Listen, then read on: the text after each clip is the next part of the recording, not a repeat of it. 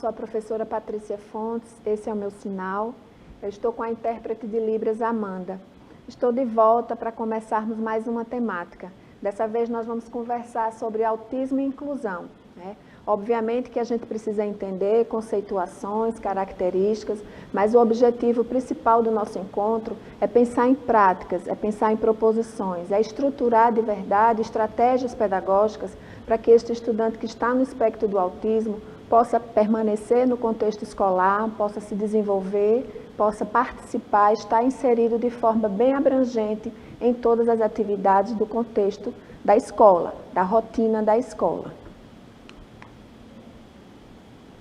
Então, a gente já sabe, só para a gente relembrar, né, que o espectro do autismo, ele é um transtorno do neurodesenvolvimento e que tem uma prevalência muito grande na infância. Então, a gente percebe na escola características muito específicas, né, comportamentos específicos. Então, é importante que a gente perceba essas demandas para que a gente possa pensar em estratégias de comunicação e de interação que façam com que esse estudante participe, que faça com que esse estudante, de verdade, transforme o ambiente escolar num ambiente significativo para ele. Então, vamos só lembrar, né, características que são importantes para a gente poder selecionar recursos, para a gente poder pensar em estratégias. A gente sabe que o espectro do autismo caracteriza-se por comprometimento basicamente em dois domínios: a questão do déficit de comunicação e interação social, né, e os padrões repetitivos de comportamento, interesses restritos e os padrões repetitivos de comportamento. Então, como que a gente pode desenvolver estratégias pedagógicas considerando essas duas áreas de comprometimento, considerando essas duas áreas muito específicas, que são evidentes, que ficam evidentes a partir da interação, que ficam evidentes a partir da aceitação, do engajamento e da participação desse estudante nas atividades do dia a dia, na rotina da escola. Então, quando a gente fala dessa dificuldade de orientação, quando a gente fala dessa dificuldade de interação, a gente precisa pensar como é que a gente vai trabalhar a questão da orientação social. O que é orientação social? É a gente trabalhar a questão das habilidades sociais, das habilidades de interação, das habilidades que propiciam comportamentos adaptados, comportamentos adaptativos. Então, a gente tem aqui na rede, né, um recurso muito importante que é o NAU. Né? Estudos têm revelado que os estudantes que estão no espectro do autismo, eles têm uma propensão muito grande a ter uma excelente interação com objetos, porque os objetos, eles têm além de ser um material concreto que facilita esse manuseio, a interação, no caso do robô, eles têm um número de expressões restrito, né? E o comportamento é previsível, assim como os animais também. Então, para o estudante que está no espectro do autismo, essa coisa de expressar as emoções de forma restrita, de forma contida e de forma previsível, é um elemento importante para que ele possa se aproximar, para que ele possa interagir. E aí, de que forma essa interação vai poder ser levada para a vida? Então, quando a gente faz um treino de orientação social com o NAU, por exemplo, a gente está oportunizando o estudante treinar habilidades sociais com o robô e aí, de forma muito mais tranquila, levar essa experiência para a interação com os humanos. Então, é um recurso importante, é um recurso indispensável hoje e é um recurso que a gente dispõe na rede, muito importante, para que essa rotina, para que as estratégias para esse estudante, elas sejam pensadas a partir das tecnologias, sim, da tecnologia assistiva. Então, a gente tem outro recurso importante, né, disponível na nossa rede de ensino, que é o Livox, que é uma estratégia de comunicação, facilita a interação, propicia participação, interação, engajamento do estudante no contexto escolar e em outros ambientes que ele participe. É um recurso importante que dá autonomia, né, que gera no estudante a possibilidade de funcionar. E aí a gente está falando em funcionalidade, em participação em diferentes ambientes. E esse trabalho, começando na escola, que é um ambiente coletivo, ele é muito propiciador da conquista, da apropriação, de habilidades muito importantes nessa área, nesse campo. Vamos voltar. Passou demais. A gente também tem o Lego, né? Que também é um material que está disponível na nossa rede de ensino. E aí, quando a gente fala em fazer um trabalho com o Lego, a gente também está propiciando interação. Além da interação, que facilita toda essa dificuldade de comunicação, que é típico do estudante que está no espectro do autismo, a gente também propicia outras aprendizagens, construção de outras habilidades. Por exemplo, a gente sabe que há um déficit na aquisição das questões relacionadas à motricidade, à questão motora. Então, com esse trabalho com o Lego, a gente, além de trabalhar aspectos cognitivos, funções executivas, a gente está dando estímulos importantes para esse trabalho relacionado à coordenação motora. E aí vamos lembrar mais outro aspecto importante, né? A interação social. Então, é muito comum que o estudante que esteja no espectro do autismo, ele tenha respostas diferentes, ele tenha uma interação muito característica, né, dentro dos ambientes sociais onde ele circula. E aí, às vezes, essa forma de interagir, ela acontece de uma maneira atípica, pouco comum. Né? Então, muitas vezes a gente não percebe que a desorganização sensorial é o desejo, né, de comunicar, de se comunicar, é o desejo de se manifestar, é o desejo de expressar algum sentimento, medo, dúvida, desejo. E aí a gente precisa também pensar como que a gente vai fazer esse manejo dessas questões de desorganização sensorial que impedem também a interação social. Então, a gente precisa fazer uma adequação do comportamento. Quando a gente fala em adequação do comportamento, a gente está pensando em construir recursos, em ampliar esse repertório de possibilidades de interação que muitas vezes é evidenciada no contexto escolar de forma muito restrita, até porque esse ambiente da escola, ele é um ambiente muito amplo, né? E muitas vezes o estudante na sua vida fora da escola, nas suas interações extra-escola, eles têm um campo muito restrito para interagir, para se articular, para experienciar, para perceber. E considerando que a gente também sabe que eles têm uma dificuldade muito grande na imitação, é importante que a gente dê oportunidade desses momentos coletivos, né? Para que ele se articule, para que ele se expresse e para que ele libere de verdade sensações que muitas vezes são percebidas só no momento de inadequação.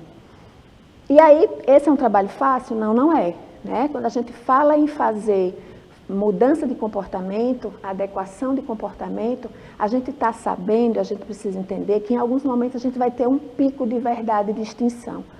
O que a gente chama de pico de extinção? As oscilações de desorganização, que vão ser evidentes, e aí a gente vai ter aquela sensação de que o trabalho não está fluindo, mas vão ter os picos e uma retomada. Então é importante que a gente insista, que a gente continue oferecendo oportunidades para que esse repertório de interação seja ampliado. E isso é um momento que é lento, né? São mudanças gradativas, são mudanças que ocorrem de forma sistemática. Quando a gente fala de processo, a gente está falando de sistemática, e aí a gente entende que a gente precisa manter uma regularidade no que a gente apresenta para esse estudante. Vamos lembrar mais outro aspecto importante. Então, a gente sabe que o estudante que está no espectro do autismo, ele tem um déficit na sua comunicação verbal, né? Que a linguagem receptiva é geralmente menos comprometida que o potencial de expressão. E aí a gente também sabe que alguns não se comunicam através da linguagem verbal. Então, existem vários apoios, vários recursos e várias estratégias que a gente pode utilizar para minimizar essas barreiras que a gente encontra na aquisição da linguagem e na expressão da linguagem através da fala. Então, quando a gente tem o desejo, quando a gente planeja, quando a gente pensa num trabalho para esses estudantes relacionados à comunicação, a gente precisa dar motivos para que eles se comuniquem, não é? A gente precisa estimulá-los à comunicação. Então, o que a gente está oferecendo precisa ser atrativo, Lembra que nós falamos em encontros anteriores da importância da gente perceber as propensões que os estudantes têm, as propensões que eles apresentam. Então, na hora da gente construir habilidades de comunicação, a gente precisa de verdade dar um motivo para que esse estudante se comunique. E aí a gente tem mais uma vez os jogos, né? O Lego, e aí a gente tem um estímulo visual, que é importante, a gente está trazendo um conceito, e a gente precisa dar um motivo para que ele se expresse.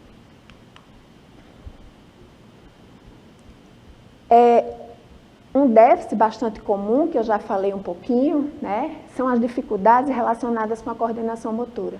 Então, eles têm uma dificuldade muito grande, alguns, obviamente, que a gente está falando de pessoas diferentes, né, mas é muito comum a gente encontrar essa dificuldade nas aquisições relacionadas à função motora. E aí a gente precisa de verdade fazer um trabalho que possa estimular esses movimentos mais complexos. Então, a gente pode oferecer as pranchas de estímulo motor, né? As brincadeiras, o lúdico. A gente está vendo aí uma atividade que é a pescaria. Então, numa atividade como essa, além da coordenação motora, a gente vai perceber a possibilidade de trabalhar questões relacionadas à cognição. Na medida em que ele vai perceber, na medida em que a gente vai estar dando estímulo para a percepção, para a concentração. Então, assim, são atividades que, mesmo que a gente tenha um propósito definido, a gente percebe que tem uma amplitude de possibilidades para desenvolvimentos, para a construção de habilidades. Mais possibilidades, né? Brincadeiras e jogos, atividades com encaixe, que são importantes.